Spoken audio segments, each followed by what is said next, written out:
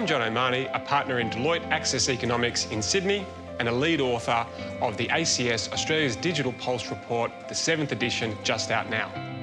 The ICT sector is a very important driver of jobs growth for Australia. That was true even through the COVID-19 pandemic. Over the last 12 months, we were expecting to see a fall in ICT employment. Instead, we saw it grow by 30,000 extra new jobs. It's going to be even more over the next 5 years. Australia has 800,000 ICT workers today.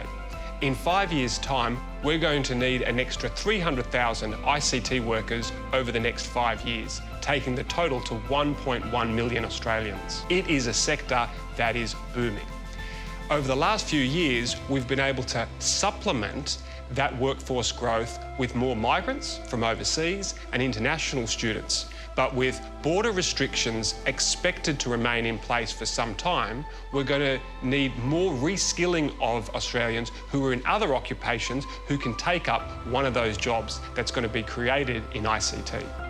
One of the great initiatives of the 2021 budget from the federal government was an increased investment in reskilling Australians to take up the digital job opportunities that are coming up over the next few years. We're going to have to see the government, universities and the sector working together to make sure that Australians can build these skills and take those opportunities.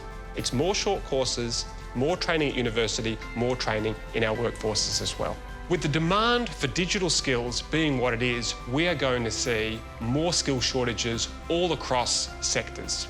One example will be Internet of Things technologies, which will be in high demand in the next few years. It'll mean skill shortages in traditional industries like mining, manufacturing, agriculture, construction and transport. We're going to have to do our best to fill those skill shortages if those sectors are going to transform digitally, and we're going to get all of the economic and social benefits that technology offers.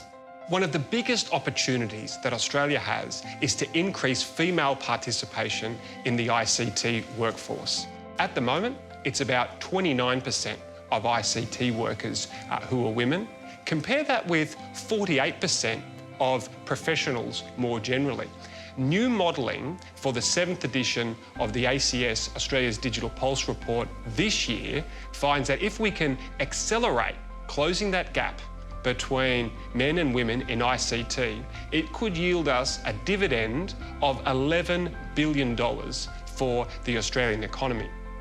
There's lots of things that we can do to encourage and support more women into ICT careers. It's more flexible ways of work.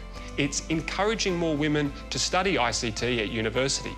And that just doesn't start at 17 or 18, it starts in our schools and making sure that all Australians are prepared for the technical roles that can be offered by the digital economy.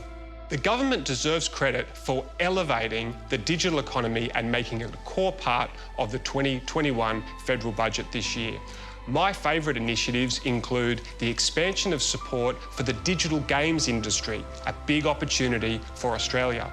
The support for small businesses, which need assistance to transform into the digital economy, and also the investment in artificial intelligence, which is a really big opportunity.